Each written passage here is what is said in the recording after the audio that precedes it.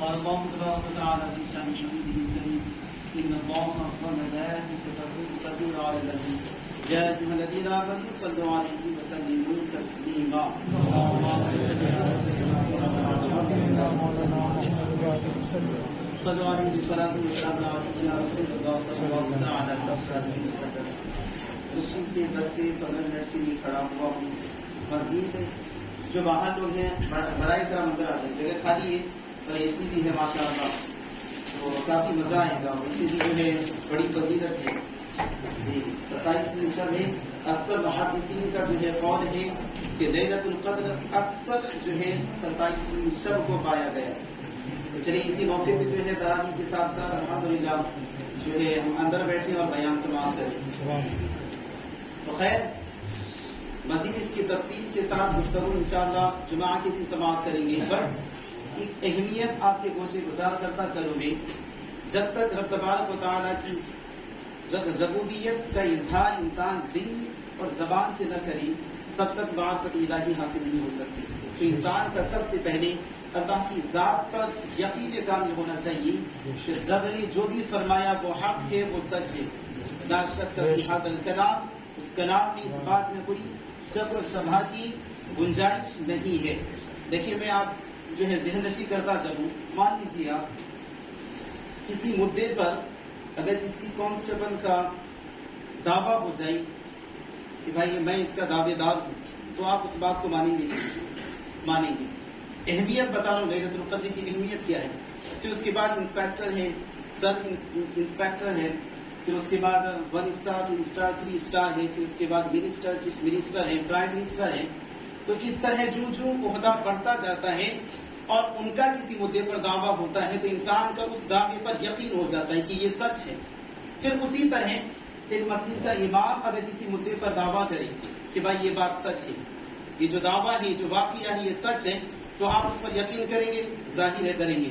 اچھا مجھ سے بھی بڑا اگر کوئی مفتی کرے کسی مدعے پر دعویٰ کرے تو آپ اور یقین کریں گے. اب مفتی کے بجائے اگر کوئی محدث کرے تو اور زیادہ کریں گے. کوئی مفسر قرآن اگر کسی دعوے پر جو ہے وہ خود ثابت ہو کہ ہاں یہ جو سچ ہے یہ واقعہ سچ ہوا ہے, تو کسی بھی مدعے پر اگر وہ دلیل پیش کرے تو انسان دل سے مان لے گا. وقت کے ساتھ ساتھ جو ہے مفسر محدث مفکر, پھر اس کے بعد صحابہ کرام بزرگان دین, پھر اس کے بعد نبی پاک صلی اللہ علیہ وسلم, بات یہاں تک آ گئی تو اب انسان شک نہیں کرے گا. لیکن جس رات کی فضیلت پر خود خالق کے کائنات یہ سب انسپیکٹر سے لے کے کانسٹیبل سے لے کے پرائم منسٹر تک یہ 7 جو ہے آسمانی طبقات جس رب نے پیدا کیا, اس رب نے خود لیلۃ القدر کی فضیلت پر قرآن پاک کی آیت سورۃ مقدسہ نازل فرما دیا. تو اس رات کی کتنی بڑی فضیلت ہوگی, اس رات کی کتنی بڑی فضیلت ہوگی. آپ اندازہ لگائیے. انسان ہے کہ اسے سمجھنے سے قاصر ہے, تو خود رب نے فرما دیا. اور مکمل طور پر ایک سورت ہے ہم اکثر پڑھتے ہیں اسی رات پر لیلۃ القدر کے متعلق سے. ہاں یہ سچ ہے کہ لیلۃ القدر کو نبی پاک صلی اللہ علیہ وسلم نے طاق راتوں میں تلاش کرنے کا حکم فرمایا, طاق راتوں میں, اور یہ ظاہر ہو بھی گیا تھا. نبی پاک صلی اللہ علیہ وسلم حجرے سے باہر آ گئے تھے جو ہے اور مین نقطہ بتانے کے لیے کہ کس دن لیلۃ القدر ہے, لیکن دو شخص باہر جھگڑ رہے تھے. پھر اس کے بعد رب تبارک و تعالیٰ نے اس چیز کو اٹھا لیا, اس بات کو اٹھا لیا کہ کس دن لیلۃ القدر ہے, اس چیز کو اللہ تبارک و تعالیٰ نے اٹھا لیا. اب اس میں بھلائی بھی ہے. بھلائی اس طرح ہے کہ انسان کو اگر یہ بتا دیا جاتا کہ 27ویں شب ماہ رمضان کی 27ویں شب لیلۃ القدر ہے, تو خاص طور پہ وہ عبادت کا اہتمام لیلۃ القدر ہی کو کرتا. گویا رب کا اشارہ ہے طاق راتوں میں. نبی نے جو فرمایا کہ طاق راتوں میں لیلۃ القدر کو تلاش کرو, تو لیلۃ القدر کو پانے کے لیے انسان جو ہے 5 راتوں کی شب بیداری کرتا ہے, 5 راتوں میں ثواب پاتا ہے. 5 راتوں میں وہ ثواب کا حقدار ہو جاتا ہے. اس کی جستجو میں کہ مجھے شب قدر مل جائے, مجھے لیلۃ القدر مل جائے.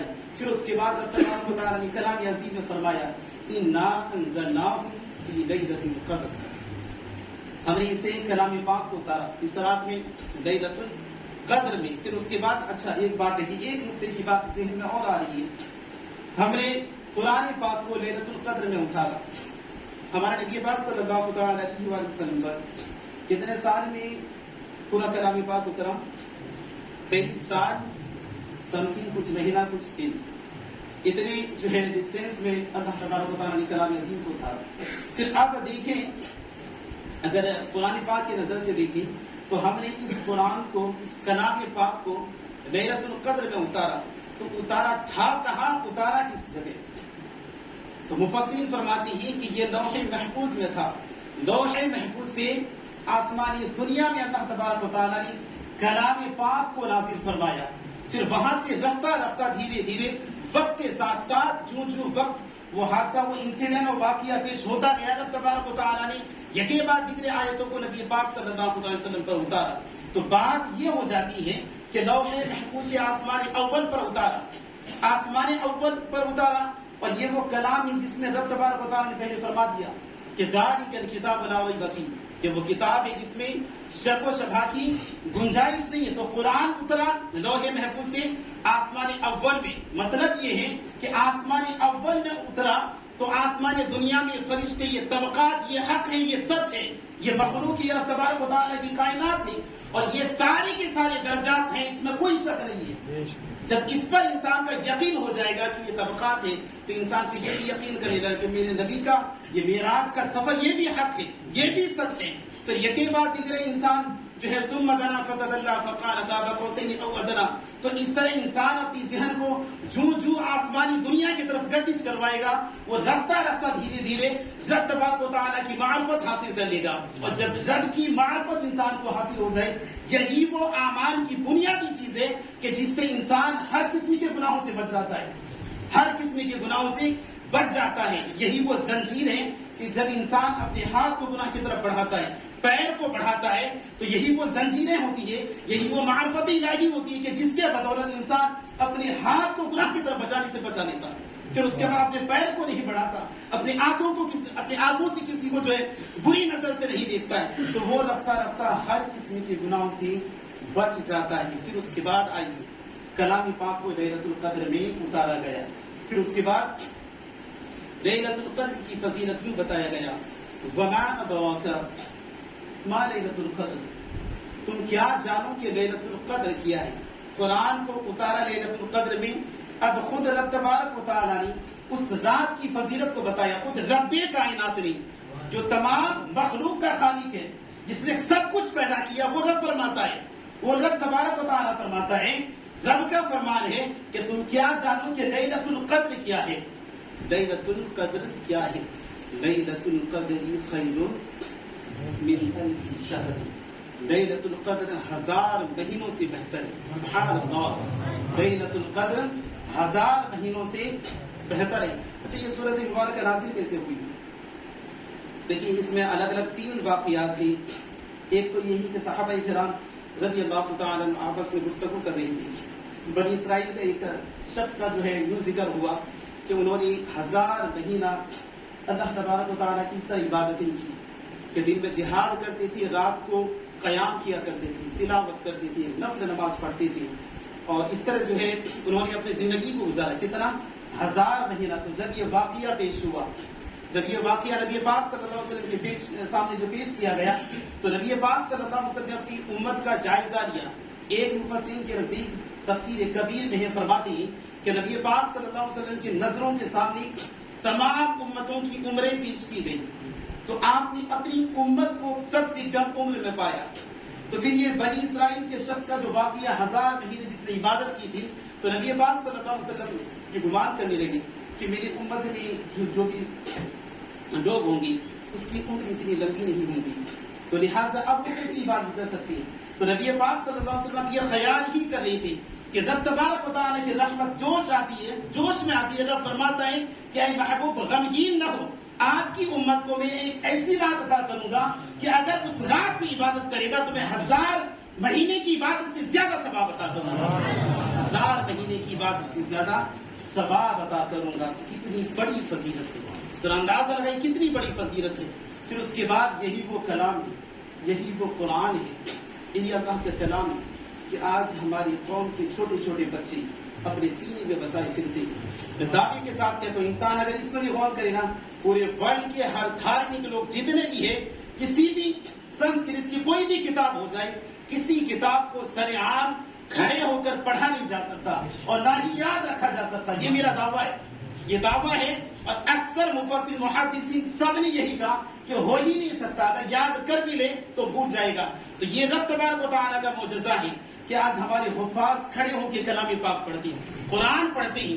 اچھا کیسا کلام، کیسا کلام؟ اچھا قرآن کی سے پوچھتے ہیں.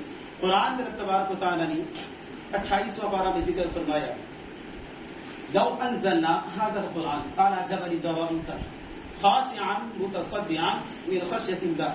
اگر ہم اس کلام کو، قرآن پاک کو کسی پہاڑ پر اتارتے تو خوف الہی سے ریزہ ریزہ ہو جاتا. اللہ اکبر. ذرا اندازہ لگائیے، پہاڑ پر اگر قرآن کو نازل کیا جاتا تو قرآن خوف خدا سے ریزہ ریزہ ٹکڑا ٹکڑا پاس ہو جاتا. تو جب تبارک و تعالیٰ نے اپنے بندوں کے سینوں کو اتنا مضبوط کیا کہ ہماری قوم کے چھوٹے چھوٹے بچے اسی قرآن کو، جس قرآن کو پہاڑ اپنے اندر دبوچ نہیں سکتا تھا، وہ رکھنے کی صلاحیت نہیں رکھ سکتا تھا، ہماری قوم کے چھوٹے چھوٹے بچے ہم اپنے سینوں میں کلام پاک کو بسائے بیٹھے اور ہر جگہ پڑھتے رہتے ہیں، وہ تلاوتیں کرتے ہیں. کتنی بڑی فضیلت ہے. میری زندگی کا مقصد ہے. لیکن ایک بات بتائیے، کوئی بہت بڑی بات نہیں ہے، بہت بڑا دارالعلوم ہو، 1000 بچے پڑھیں، 1000 بچے فارغ ہو، حافظ بنے، یہ کوئی بڑی بات نہیں. ایک بچہ پوری زندگی میں اگر کسی ادارے سے فارغ ہو کے نکل جائے گا تو سمجھیے کہ وہ شخص کامیاب ہو گیا، وہ ادارہ کامیاب ہو گیا. آئیے میں تصوف کے بہت بڑے مصنف حضرت امام غزالی کا ایک واقعہ پیش کریں. آپ جس مدرسے میں پڑھتے تھے، بچپنا کا عمر تھا، تو وہاں کے جو محترم صاحب تھے تو معائنہ جائزہ کے لیے پہنچے. مدرسے میں گئے، دعوت میں گئے، اور جانے کے بعد دیکھتے کہ سارے بچے مستی کر رہے ہیں، جتنے بچے ہی سب کے سب مستی کر رہے ہیں اور کھیل میں مگن ہیں سب کے سب. تو محترم کو غصہ آیا کہ یار میں نے مدرسہ چالو کیا ہے اس لیے کہ بچے تعلیم حاصل کریں، سارے بچے کھیل رہے ہیں. غصے سے سارے بچوں کو باہر کر دیا، باہر کر کے تالا مار دیا، ان کا جو بوریا بستر آتا ہے سب باہر کر دیا، سب کے سب سارے بچے باہر. آپ غصے کی حالت میں لوٹنے لگے. جب لوٹنے لگے تو راستے میں آپ نے دیکھا راستے کے کنارے پر ایک کھمبا ہے اور کھمبے میں چراغ لگا ہوا ہے، لالٹین ہے، لیمپ ہے، اور اس کے نیچے اس کی روشنی میں ایک چھوٹا سا بچہ تلاوت کر رہا ہے. وہ مفسر تفسیر پڑھ رہا ہے یا کچھ کتابیں پڑھ رہا ہے، علم حاصل کر رہا ہے، وہ کتابیں پڑھتا ہے. تو آپ کو اس بچے کو دیکھ کر یہ خیال ہوا کہ اگر 1000 بچے رہے یا 500 رہے یا 200 رہے، 100 رہے، 10 رہے، اگر ان میں سے سارے کے سارے بچے پاس نہ بھی ہو، پڑھ نہ پائے، ایک بچہ بھی پڑھ جائے تو میری زندگی، میں سمجھوں گا کہ میری زندگی کامیاب ہو گئی، میری زندگی کامیاب ہو گئی. تو اس کے بعد وہ جو محتمیم صاحب تھے واپس آئے. پھر اس کے بعد اس مدرسے کو جو ہے کھول دیا گیا، سارے بچوں کو اندر داخل کر دیا گیا. یہی وہ بچہ تھا کہ یہ وہ بچہ تھا کہ جنہوں نے جو ہے تصوف کی بڑی بڑی کتابیں لکھی، اور اسی کو امام غزالی کہتے ہیں، اسی کو امام غزالی کہتے ہیں. وہ بچہ کوئی اور نہیں تھا، یہ بچہ حضرت امام غزالی رحمۃ اللہ تعالی علیہ تھا. آج دیکھیں کہ تو بڑے بڑے مفسر قرآن، مفسر لوگ، محدث لوگ، علماء لوگ، حفاظ لوگ جو ہے تصوف کی انہی کی کتابیں پڑھ کر عالم دین بنتے ہیں اور تصوف پر کلام کرتے ہیں. تو یہ زندگی کا کوئی ایسا نہیں ہے کہ جہاں 1000 بچے ہو تو 1000 بچے نکلے.